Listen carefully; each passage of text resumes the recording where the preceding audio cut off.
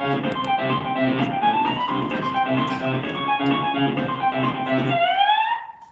right, guys. Once again, you're going to need your notebooks. We are going to get through a good portion of this PowerPoint today.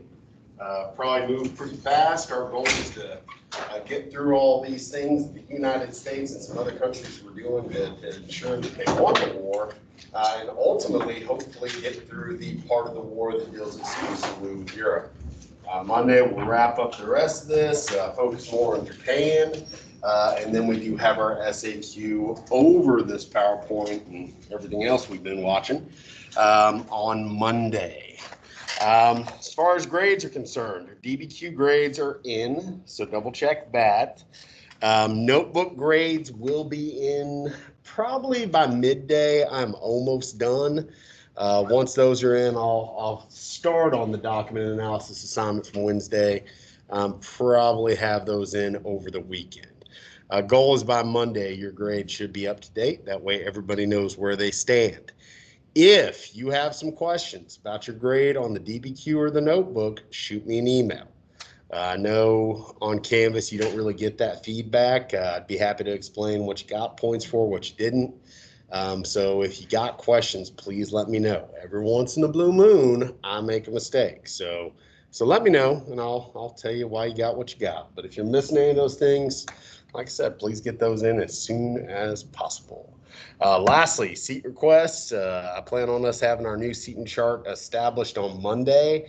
So today's kind of the last opportunity to make those requests. So if you got one, by all means, let me know. All right, so where we left off yesterday, the United States had entered the war. And despite the fact that we had made some preparations along the way, we weren't fully prepared for this ginormous war that was World War II. But after the attack at Pearl Harbor, public opinion just turned on a dime. People were ready to enlist. And really, the United States unleashed its full manufacturing capabilities to not only get us ready for the war, but also to help our allies. That's why FDR, Franklin Delano Roosevelt, referred to the United States as sort of an arsenal of democracy. We were the main ones manufacturing a lot of the war goods for ourselves, for Britain, for other people on our side. And honestly, that is our key to success. We could outproduce the Axis powers quite a bit. We had more supplies, we had more vehicles, we had more weapons. So that was something that was certainly going to play into our favor. Once the United States enters the war and really starts fighting, things start to turn around for the Allies, because up to that point, the Axis are more or less winning. Again, this is total war. Everybody's got to do their part, including people that were still here in the United States. The U.S. government now faced the giant task of mobilizing American manpower and production to meet its wartime needs. The increased demand for labor brought an end to the lingering effects of the Great Depression. That is worth noting. The New Deal helped, certainly. And we were kind of on our way to recovery. But once the war breaks out, once we enter the war, factories are opening back up. The government's putting people to work. When people got jobs, they got money to spend. And that's ultimately what got us out of the Great Depression.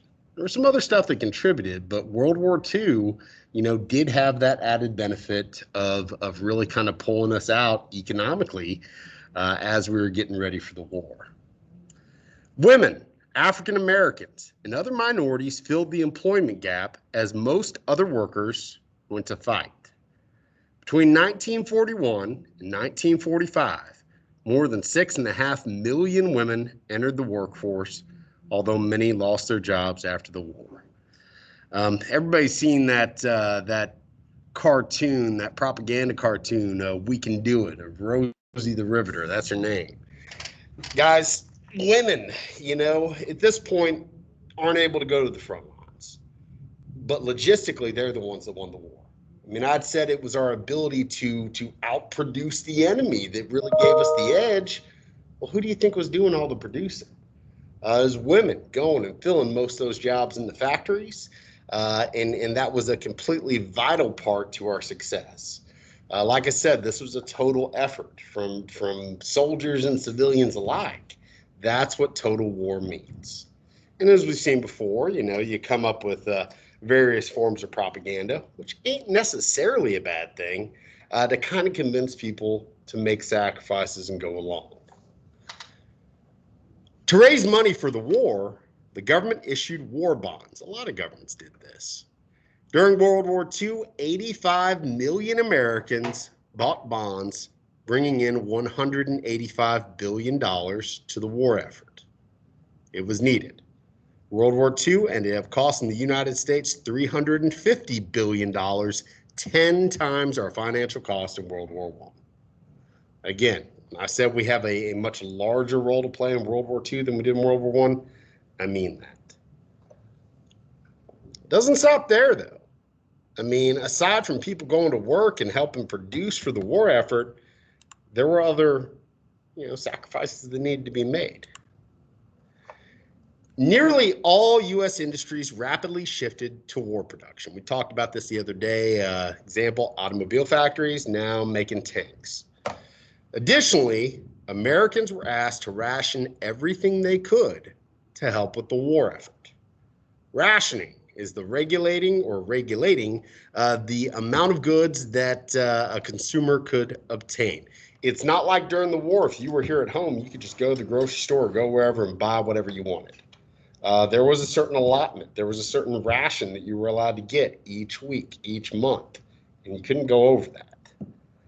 The government rationed essential goods like food, coffee, tires, gasoline, and even clothing. Ration coupons were issued to each family based on its size. I mean, everybody had a part to play. Sacrifices were going to be needed. Like I said, that's what total war is all about. Everybody in some way playing their part. Government even encouraged people to grow their own food by promoting victory gardens, vegetable gardens, to make sure there was adequate food for troops and civilians. This was necessary as much of the food produced by American farmers was shipped to soldiers overseas. Again, this is all encompassing. You need people to make these sacrifices. There's got to be an organized kind of advertisement campaign. Propaganda. Come on. Well, there was a whole office, a whole branch of the government almost, that was dedicated to doing just that. They were known at the time as the Office of War Information. I mean, look at some of these posters. They're pretty interesting. He's watching you. Might be the Germans, might be the Japanese. Kind of looks German to me. If you talk too much, this man may die. I mean, there were real fears that, there were spies among us. We've all heard, in the past about how, especially on the West Coast, a lot of Japanese were put into internment camps. Not quite like concentration camps, but they were definitely held against their will. The idea being that, hey, maybe these people that are Japanese, but in America, maybe they're spies. Again, there was that concern. United we are strong. United we will win. Here you have kind of some borderline racist, but some stereotypical drawings, caricatures of Adolf Hitler. It looks like Hideki Tojo. Materials wasting means life's wasted.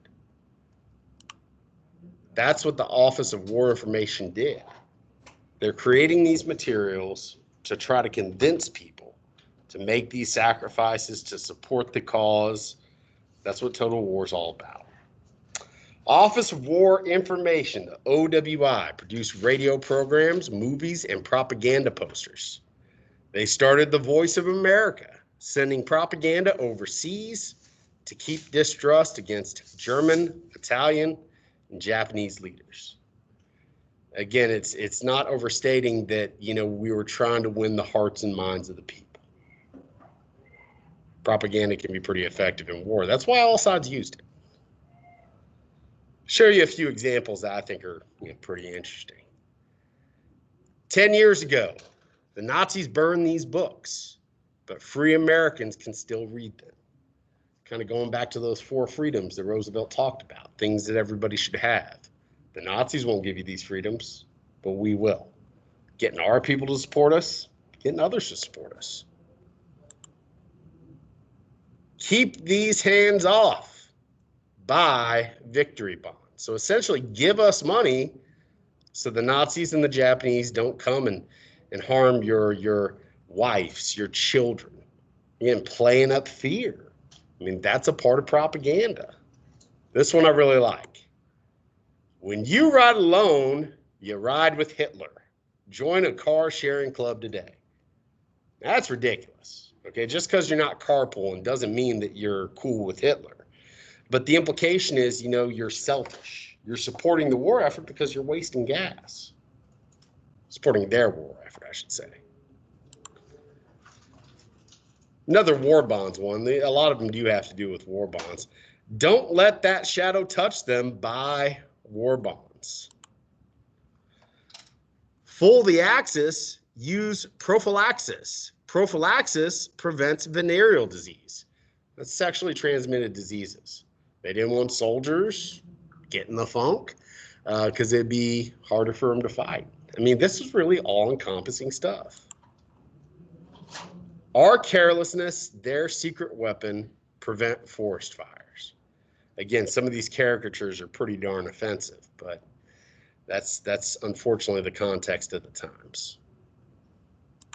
Even Captain America.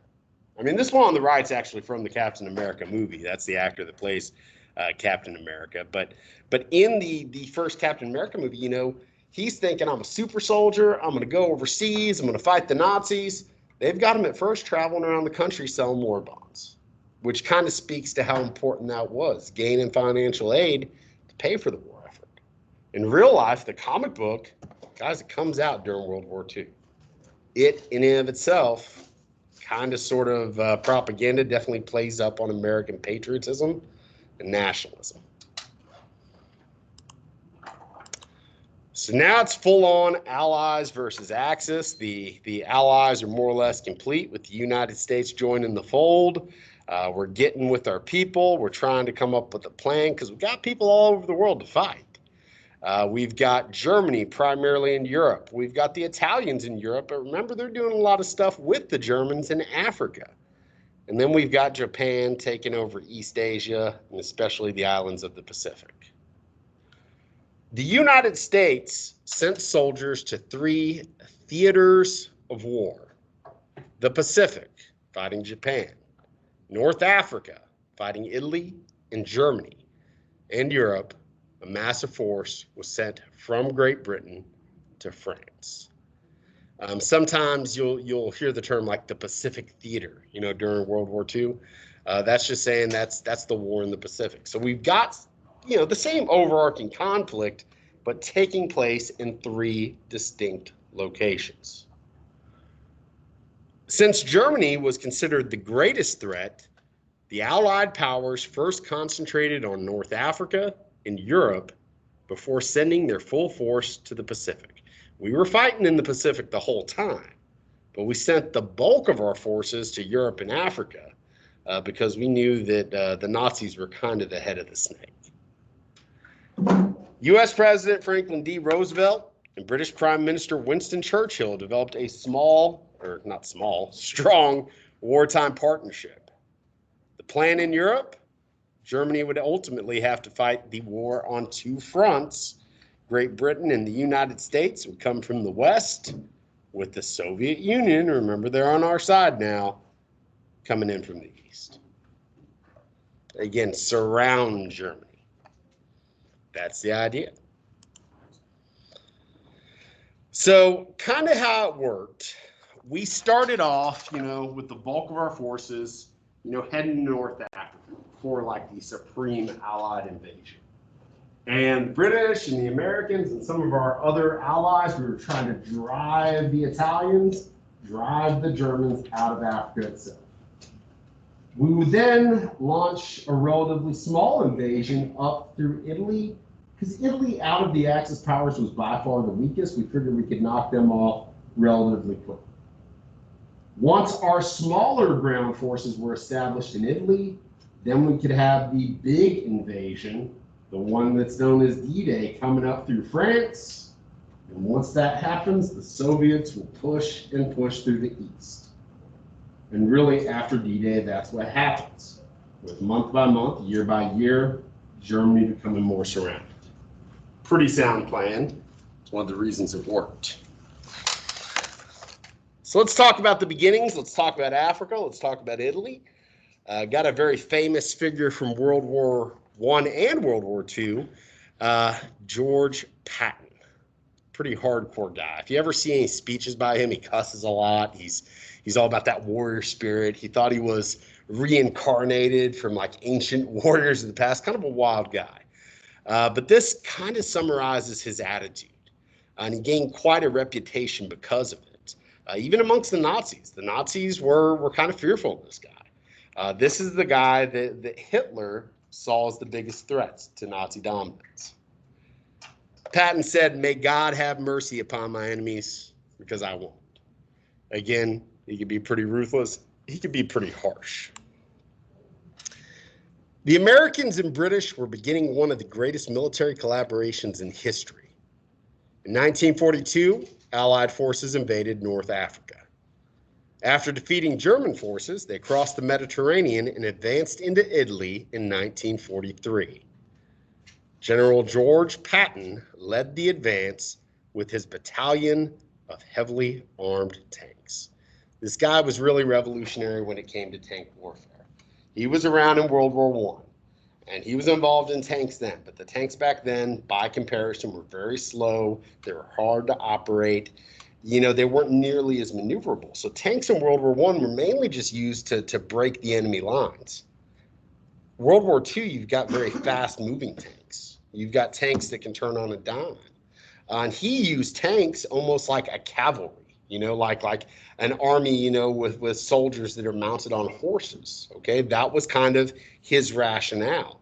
And using his tanks like that, man, he had a lot of success very quickly in North Africa, in Italy specifically. Patton told soldiers they needed a killer instinct to survive. His command was harsh, however, the survival rates of his men were very high. Under Patton's leadership, the army would quickly move through Europe, capturing large numbers of enemy soldiers and freeing vast territories. Now, from this point on, Mussolini's around for a while, but as soon as the Allies really show up on his doorstep, he's hiding out. He has his supporters, but seemingly every week that passes, more and more people in Italy are turning against him. So as far as militarily speaking, even though he will be alive for a couple more years, he's not doing a whole lot to help the Axis. He's kind of sort of on the run, just trying to survive. So Mussolini, more or less out. Now it's just Germany and, of course, Japan left. Guys, a lot of really famous generals come out of this war on the U.S. side of things. You got General Dwight D. Eisenhower.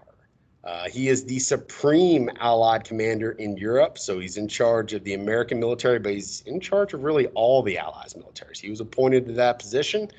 His is very much, you know, a supervisory role. Everything that goes on in Europe is under his kind of command. He's famous not only for being a war hero, but eventually he's going to be president of the United States. You got General Douglas MacArthur. He is the Allied commander in the Pacific. So he's in the Pacific fighting the Japanese, very legendary general in his own right. He had aspirations of becoming maybe president, probably would, but he does some kind of crazy stuff during the Korean War after World War II that kind of gets him put into a situation where he's not going to be president anymore. We'll talk about MacArthur again during the Korean War, because again, you know, military mastermind, just maybe made too many enemies to be able to become leader of our nation. You got General George S. Patton. As we said, he's a central figure in the development of armored warfare. Very, very famous, very infamous, really, in how he treated people, but he was a very effective leader. Like I said, this is the guy Hitler was constantly having his eye on. He figured when the real big invasion came, it would be Patton that led it, because in his mind, Patton was the most effective general in the war. Then finally, you got General George C. Marshall. He's not overseas directly commanding, but he's kind of the liaison between the military and the President of the United States, Franklin Delano Roosevelt. He's the guy that's going to be put in charge of a top secret plan to end the war, the Manhattan Project. Does anybody know what that was? Anybody know how the war ends? Spoiler alert. Bombs. What type of bombs? Nuclear bombs. Atomic bombs, but they're nuclear. You got to understand, atomic warfare, nuclear warfare wasn't a thing before World War II. We were the first to do it. He was in charge of that. Okay, we'll get into that later, but that gives him a pretty significant role in the war. So once the invasion of Italy had been successful, and we've got some troops on the ground, and the Italians are more or less out of it, now it was time for the big invasion. You know, actually putting the bulk of our forces into Europe itself to take on the Nazis. That day was D-Day. And this is the turning point of the war in Europe, because really this is the beginning of the end for Nazi Germany. June 6th, 1944, D-Day, the main Allied invasion of Europe through France. Under the command of General Dwight D. Eisenhower, Allied troops landed in Normandy in northern France. I'll show you a map here in a second. I think it'll kind of make sense why they went where they went. This was the largest amphibious assault in history. On that day, 156,000 American, British, and Canadian troops landed. Of those, approximately 10,000 were wounded, killed, or went missing. Most of those on the first day of the invasion. D-Day was a turning point for the war in Europe, as the tide of war turned in favor of the Allies. So 44, man, that's the turning point. The war ends in 45. A little bit over a year later. So why do they go to France? Well, let's take a look at it. Great Britain and France, guys, are not that far apart. Okay, you've got the English Channel today, or the English Channel between them. Today, there's actually a tunnel under the water that connects the two. So it's not that far. I don't know exactly how many miles, but it's not that far. So the game plan is everybody gets organized in Great Britain, the Americans, the Canadians, the British are the main forces that are coming together. And on this day, they're going to come across. The problem was, though, and this is pretty interesting, it's not like Hitler didn't know that our forces were amassing in Great Britain. He knew an invasion was coming. He didn't know where, but France made the most sense. So, I mean, the Germans were more or less ready. We had to do something to kind of throw them off. That's when Operation Fortitude is launched. This is one of history's best scams. So here's the background. Prior to D-Day, General Patton gets in some trouble. Some reporters are interviewing him. He's touring like an army hospital, some of his troops that got hurt. And, he's being Patton, he's being kind of gruff, but, they're quoting him and all this stuff. And apparently Patton goes up to one of the soldiers, who has, essentially PTSD. He doesn't want to fight. And Patton calls him a coward and all sorts of other very, very profane names and slaps him around. And it just makes us all look bad. So Patton's kind of put on a kind of sort of suspension, if you will. They send Patton to the northern part of Great Britain, this is Scotland, okay? And, Hitler's got spies everywhere, so he assumes that the invasion is going to come from the north. It's not going to come through France. It's going to come through Scandinavia, through Norway. So Hitler starts to divide his forces, okay? He keeps some in France, but he starts to shift more and more to the north because he thinks that's where the big invasion's coming. His beliefs are further kind of, verified because some overhead photography, some spy planes go over Scotland, and man, they see tanks, they see planes, they see way more forces up there than they do to the south. Problem is, it's all a bunch of crap. It's balloons. We had a bunch of inflatable tanks. We had fake soldiers. We knew that they were spying on us, so we made it look like we had this massive army up here and a somewhat smaller army down here. So Hitler shifts a lot of his resources to the north. It's not that France was undefended, but it wasn't nearly as defended as it should have been. So we tricked him.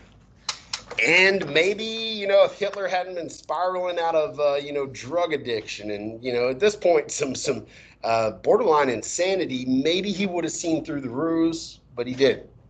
And that's one of the ways that D-Day works. If they would have known exactly where we came or where we were coming, it would have been much harder to pull off. And then still a lot of people died because the beaches were fortified. But it certainly could have been worse. Like I said, this is the turning point. Once D-Day begins, the Soviets, in conjunction with us, kind of speed up their progress. They start pushing in more and more from the east. We're now going through France and through Italy because we had the earlier invasion, the smaller invasion, coming from the west and a little bit to the south. We are surrounding Germany. And it's only going to be a matter of time before they're defeated. Like I said, D-Day is the huge turning point. The Germans made one final push against the Allies during the winter of 1944. The Battle of the Bulge was fought in the Ardennes Forest across parts of France, Belgium, and Luxembourg. This is depicted in a lot of World War II movies. The Allied victory left Germany with no realistic expectation of winning the war. Yet Hitler refused to give up. Allied air raids began to systematically destroy Germany's infrastructure, and Allied troops crossed the Rhine River into Germany in March 1945. 1 month later, they were close, to the German capital of Berlin. So things are tightening around Adolf Hitler, and he's starting to lose some confidence. And some of his top generals are starting to lose some confidence in him. A lot of people are telling him, hey, we should probably just surrender. But he refuses. I mean, again, in his mind, he's still kind of delusional. Germany is the greatest country that's ever been. This is the Third Reich. They're going to reign for 1,000 years, He wasn't going to give up. He wasn't ever going to give up. Then there's the death of Mussolini.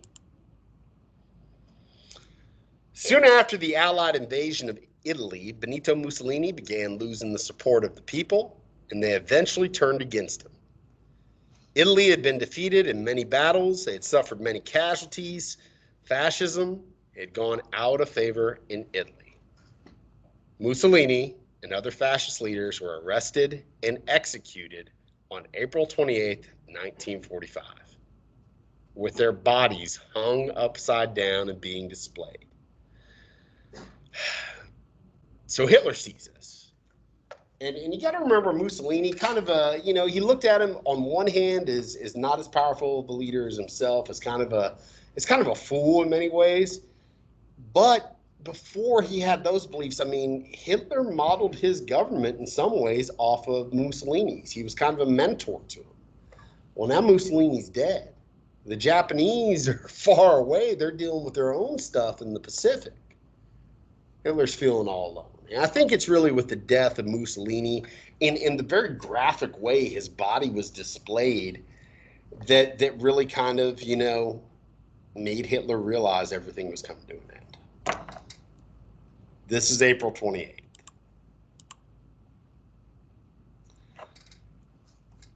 The Soviet Union had greater manpower than Germans, and the United States had much greater manufacturing capabilities. British and American forces pushed through France to Germany from the west. From the east, the Soviet army had pushed through Poland. They were in Germany. Like I said, the noose was really coming around, Adolf Hitler and his capital city of Berlin.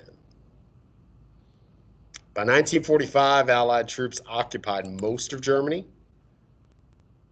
and essentially Hitler preferred the destruction of his country to witnessing its surrenders. I mean, once they're in Germany, it's over.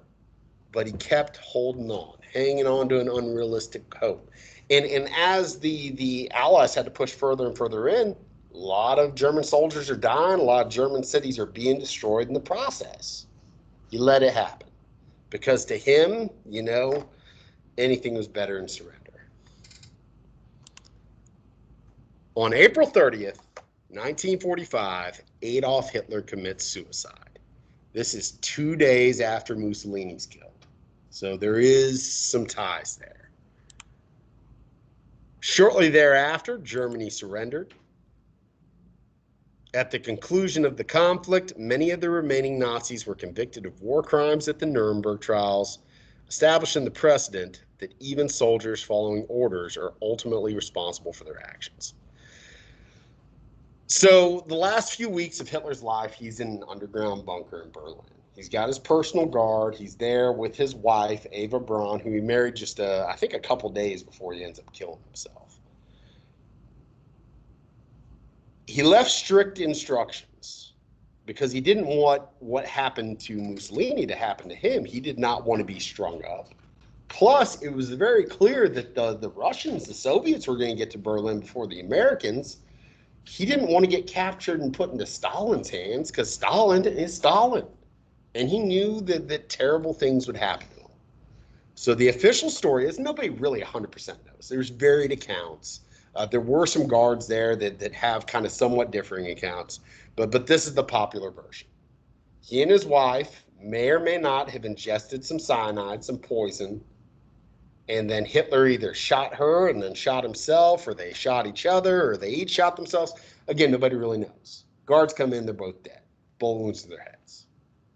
The guards state that they go outside, they burn the bodies beyond recognition, they bury, you know, what's left. And when the Russians show up, that's what they find. They find these burned beyond recognition, charred bones, essentially.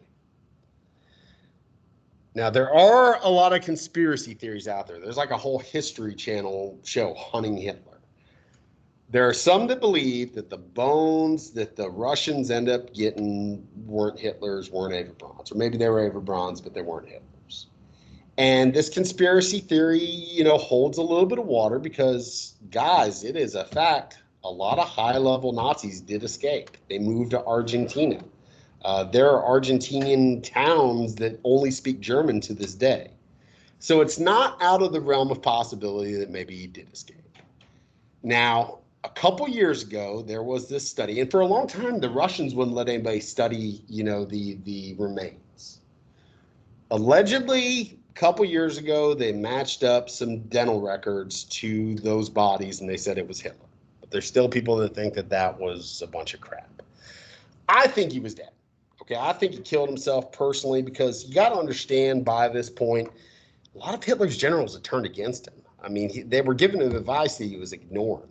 He was very much in the grips of drug addiction. His health was declining. He was making poorer and poorer decisions as the war progressed. So for him to escape, it would have been a pretty big conspiracy. It would have required a lot of cooperation from other high-level Nazis, many of which had turned against him. So me personally, while, I mean, it's almost undisputable that a lot of Nazis did escape and go to South America, you know, using submarines, I don't think Hitler was among them. But again, there's some reasonable doubt there. You know, there is. Whether or not he died then and there, hard to say. But the official story is he died. We're going to close out today with a little video. And then on Monday, we'll get to the rest of it. Because the war in Europe's over. Now all that's left is really Japan. This video is pretty good. It details a lot of what we just talked about, the war in Europe, essentially. So pay attention, and let me turn off this recording because I just turned the sound off.